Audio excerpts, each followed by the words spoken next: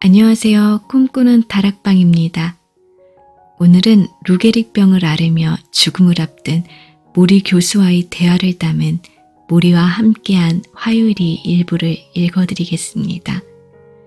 이 책은 전 세계적인 베스트셀러로서 대중들에게 현재까지도 사랑을 받는 책입니다. 죽음을 앞둔 스승을 그 제자 미치가 화요일마다 방문하며 가족, 죽음, 자기 연민 등 귀중한 인생 이야기를 담은 책입니다. 그럼 꿈꾸는 다락방과 함께 힐링되는 시간을 가져보세요. 루게릭병은 점점 더 심각해져 갔다. 마침내 마주 앉았을 때 선생님은 평소보다 훨씬 기침을 많이 했다. 가슴 전체가 마구 흔들리고 머리까지 앞으로 확 꺾어지게 하는 그런 기침이었다. 심하게 기침이 터지다가 잠잠해지면 그는 눈을 감고 숨을 내쉬었다. 나는 선생님이 기운을 차리실 때까지 조용히 앉아 있었다. 테이프가 돌아가나? 선생님은 눈을 감은 채 불쑥 말을 내뱉었다. 네, 돌아갑니다. 나는 녹음 단추를 누르며 재빨리 대답했다. 나는 지금 경험하기에서 벗어나기를 하고 있다네. 모리 선생님은 여전히 눈을 감은 채 말했다. 벗어나기요? 그래, 벗어나기. 그건 아주 중요하다네. 나처럼 죽어가는 사람뿐만 아니라 자네처럼 아주 건강한 사람한테도 벗어나는 법을 배우라고. 선생님은 눈을 떴다. 그리고 숨을 내쉬고 말했다. 불교도들이 뭐라고 하는지 아나? 세상 것에 매달리지 말아라. 영원한 것은 없으므로. 하지만 선생님은 늘 삶을 경험하라고 말하지 않았던가요? 좋은 감정이든 나쁜 감정이든 모두를. 내가 말했다. 물론 그래. 경험하라고 하면서 또 벗어나라고 하는 말은 도대체 어떻게 된 거죠? 자네도 거기에 대해 생각을 하고 있었군. 하지만 벗어난다고 해서 경험이 우리를 꿰뚫고 지나가지 못하게 한다는 뜻은 아니야. 반대로 경험이 자네를 온전히 꿰뚫고 지나가게 해야 하네. 그렇게 해야만 거기서 벗어날 수 있어. 뭐가 뭔지 모르겠어요. 어떤 감정이든 결코 그것에 초연할 수는 없어. 예를 들어 보세. 어떤 여자를 사랑한다고 해보세. 혹은 사랑하는 사람을 잃고 슬퍼하는 감정이든 지금이 나처럼 치명적인 병으로 인한 두려움과 고통이든 어쨌든 느낀다고 하세. 우리가 감정을 자제하면, 즉 그 감정들이 자신을 온전히 꿰뚫고 지나가게 하지 못하면 겁내느라 정신이 없어지고만 해. 고통이 겁나고 슬픔이 겁나지. 또 사랑에 뒤따르는 약해지는 마음이 겁나네. 목이 마른지 물을 한 모금 마시며 그는 계속한다. 하지만 이런 감정들에 온전히 자신을 던지면, 그래서 스스로 그 안에 빠져들도록 내버려 두면, 그래서 온몸이 쑥 빠져 들어가 버리면 그때는 온전하게 그 감정들을 경험할 수 있네. 고통이 뭔지 알게 되지. 사랑이 뭔지 알게 되네. 슬픔이 뭔지 알게 되네. 그럼 그때서야 이렇게 말할 수 있지. 좋아, 난 지금껏 그 감정을 충분히 경험했어. 이젠 그 감정을 너무도 잘 알아. 그럼 이젠 잠시 그 감정에서 벗어날 필요가 있겠군, 이라고 말이야. 모리 선생님은 말을 멈추고 나를 건너다 보았다. 아마 내가 제대로 알아들었나 확인하기 위해서였을 것이다. 이 이야기가 죽어가는 것하고만 상관 있는 이야기라고 생각되겠지. 하지만 내가 지금껏 얘기해온 것과 비슷한 이야기야. 어떻게 죽어야 할지 배우게 되면 어떻게 살아야 할지도 깨닫게 되지. 선생님은 가장 두려운 순간에 대해서 말했다. 숨을 들이쉬다가 가슴이 탁 막혀버리는 느낌을 맛볼 때, 혹은 다음 숨이 어디서 나올지 확신할 수 없을 때가 가장 무섭다고 했다. 그럴 때 처음 느껴지는 감정은 두려움, 공포, 초조함이라고 했다. 하지만 일단 이런 느낌과 감촉, 그 축축함과 옥삭함이 머리에 확 솟아오름을 인식하고 난 후에는 좋아, 그래, 겁난다, 겁나. 알았으니까 이제 여기서 빠져나가자고 라고 말할 수 있다고 했다. 일상생활에서도 이런 태도가 필요하다는 생각이 들었다. 우리는 얼마나 외로운가. 어떤 때는 눈물이 날 정도로 쓸쓸하지만 울어선 안 되기 때문에 눈물을 흘리지 않는다.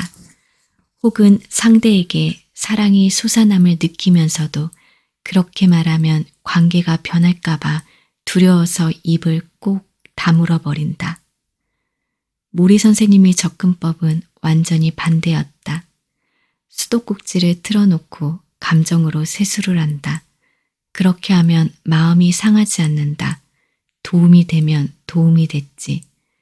두려움이 안으로 들어오게 내버려 두면 그것을 늘 입는 셔츠처럼 입어버리면 그러면 자신에게 이렇게 말할 수 있다. 좋아, 이건 그냥 두려움이야. 요놈이 날 좌지우지하게 내버려 둘 필요는 없어. 요놈이 감정을 있는 그대로 보자고. 외로움에 대해서도 마찬가지다. 감정을 풀어놓고 눈물을 흘리고 충분히 느껴라. 그러면 결국 이렇게 말할 수 있게 된다. 좋아, 그건 내가 쓸쓸함을 느끼는 한 순간일 뿐이었어. 난 쓸쓸함을 느끼는 게 두렵지 않아. 하지만 지금은 옆으로 밀어놓고 이 세상에 있는 또 다른 감정을 맛봐야겠어. 다른 것들도 경험해 봐야지. 난 놀란 얼굴을 하고 그를 쳐다본다. 벗어나라고. 모리 선생님은 다시 말했다. 그는 눈을 감고 기침을 해댔다. 그리고 또 기침을 해댔다. 갑자기 가슴이 막히면서 폐에 우열 증상이 생겨 위로 올라오다가 떨어지면서 숨을 쉬지 못하게 하는 듯했다. 선생님은 내 앞에서 구역질을 하더니 심하게 마른 기침을 해댔고 머리까지 마구 흔들렸다. 두 눈을 감고 양손을 저으면서 거의 정신이 나간 듯했다. 나는 이마에 땀이 송송 솟는 기분이 들었다. 나도 모르게 선생님을 엎드리게 하고는 어깨축지를 탁탁 치자 그는 가래를 뱉어냈다. 기침이 멈추자 그는 베개에 머리를 기대고 공기를 들이마셨다. 괜찮으세요? 정말 괜찮으신 거예요? 나는 공포심을 감추려 애쓰며 물었다. 난 괜찮아. 그저 잠시 기다려주게. 선생님은 힘없이 손가락을 흔들며 소근댔다. 그의 호흡이 정상으로 돌아올 때까지 우리는 가만히 앉아 기다렸다. 머리통에서 땀이 솟는 기분이었다. 선생님은 내게 바람이 들어와 추우니 창문을 닫아달라고 했다. 나는 바깥 기온이 27도나 된다는 사실을 말하지 않았다. 마침내 속삭이는 소리로 선생님은 말했다. 내가 어떻게 죽고 싶은지 아나?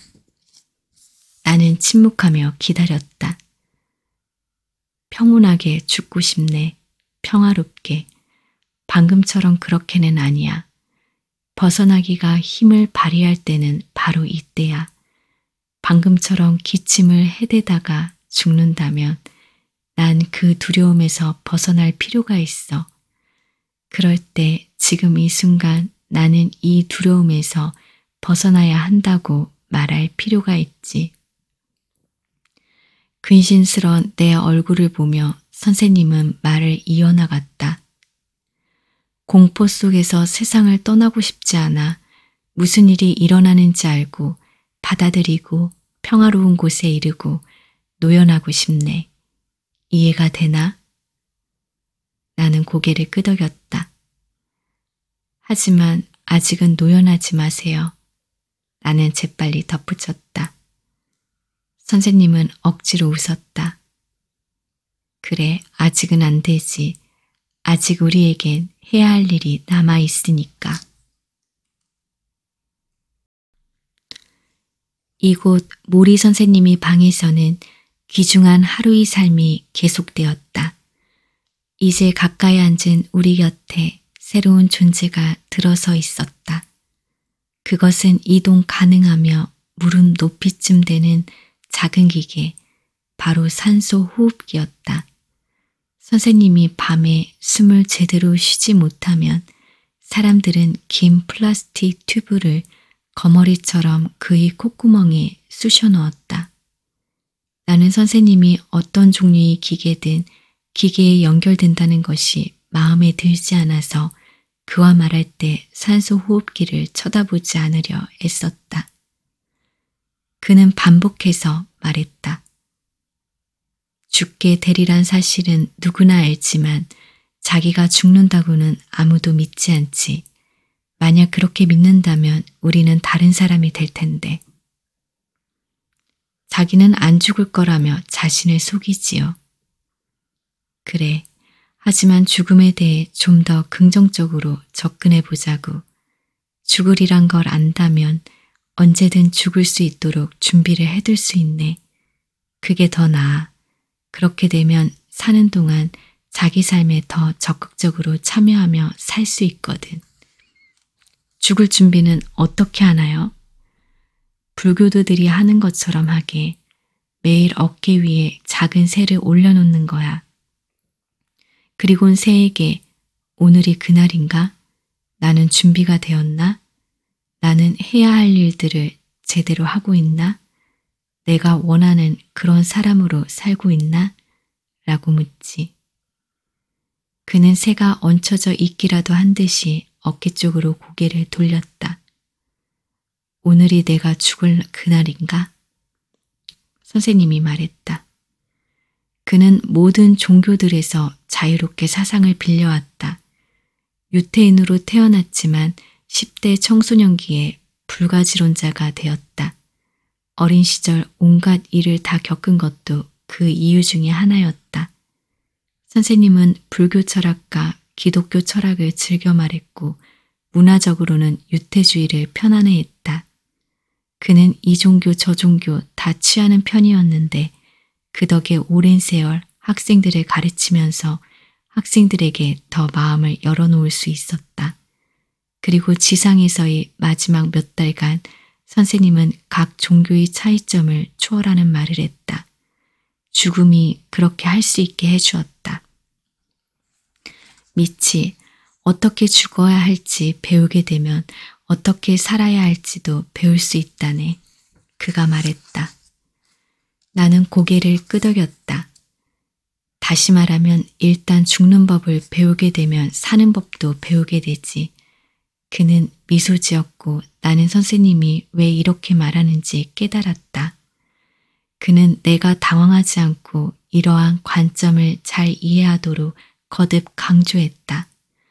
좋은 선생님이 면모가 이럴 때 잘 드러났다. 병이 나기도 전에도 죽음에 대해 많이 생각하셨어요? 내가 물었다. 모리 선생님은 미소 지으며 대답했다. 아니, 나도 다른 사람들과 똑같았어. 언젠가 한 번은 너무나 자신감이 넘친 나머지 친구에게 난 지금껏 자네를 만나본 노인 중에 가장 건강한 노인이 될 거야 라고 말한 적도 있다네. 몇 살 때였는데요? 60대 때. 굉장히 낙관적이셨군요. 왜 안 그렇겠나?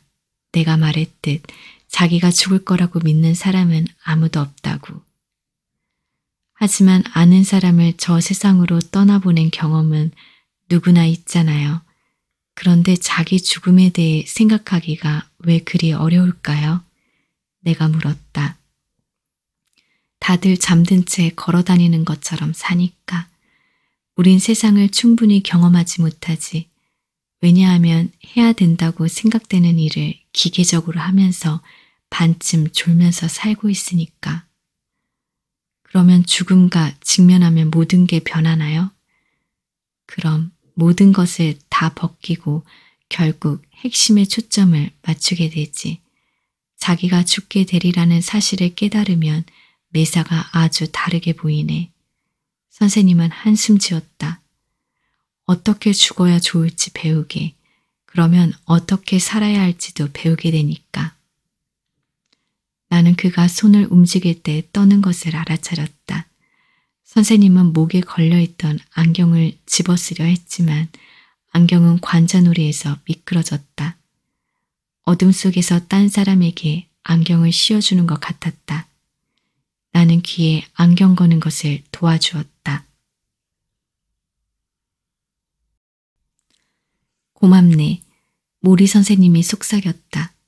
내 손이 머리를 스치자 그는 미소 지었다. 그는 가벼운 접촉도 즐거워했다. 미치, 내가 딴 이야기를 해볼까? 네, 그러세요. 어쩜 자네가 좋아하지 않을지도 몰라.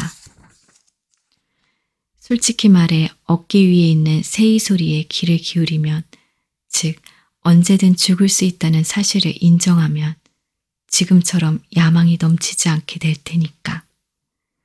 나는 억지로 조금 웃었다. 그렇게 많은 시간을 투자하는 일들, 자네가 하는 모든 작업, 그게 그다지 중요하지 않게 여겨지게 될 테니까 영혼과 관계된 것이 파고들 공간을 더 많이 마련해야 될지도 모르지. 영혼과 관계된 것들이요? 자넨 그 말을 싫어하지. 안 그런가? 영혼, 감성적인 말이라고 생각하지. 선생님은 윙크를 하려 했지만 제대로 되지 않았다. 나는 쿡 하고 웃음을 터뜨렸다. 그도 따라 웃으며 말했다. 미치, 나도 영혼을 개발하는 것이 진짜 무엇을 의미하는지 모른다네. 하지만 우리가 어떤 면으로 참 부족하다는 점은 잘 알지. 우린 물질적인 것에 지나치게 관계되어 있으면서도 거기서조차 만족을 얻지 못하네. 사랑하는 관계, 우리를 둘러싼 우주, 우린 그런 것을 너무 당연하게 받아들인다고. 그는 해가 드는 창을 고개로 가리켰다. 저거 보이나? 자네는 저 밖에 나갈 수 있지. 언제든 밖으로 나갈 수 있어. 이 동네에서 저 동네로 마구 달려갈 수 있어. 나는 그러지 못하네. 나갈 수 없어. 물론 달리는 것은 더더욱 불가능하네. 밖으로 나가면 병이 심해질까 두렵지. 하지만 자네 아나? 자네보다 내가 더 창을 더 자세히 감상한다는 것을. 창을 제대로 감상해요? 그래, 매일 저 창밖을 내다보지. 나무가 어떻게 변하는지, 바람이 얼마나 강해졌는지도 알아차린다네. 그것은 시간이 창틀을 지나치는 것을 아는 것과 비슷하지. 내 시간이 거의 끝났음을 알기에 처음으로 자연을 보는 것처럼 그렇게 자연에 마음이 끌린다네. 그가 말을 멈추었고 우리는 잠시 창밖을 내다보았다. 나는 선생님이 보는 대로 보려고 노력했다. 시간과 계절을, 내 삶이 천천히 스쳐나가는 것을 보려고 애썼다. 모리 선생님은 머리를 살짝 숙이며 어깨 쪽으로 돌렸다. 오늘이 그날이냐, 작은 새야, 오늘이냐? 선생님은 물었다.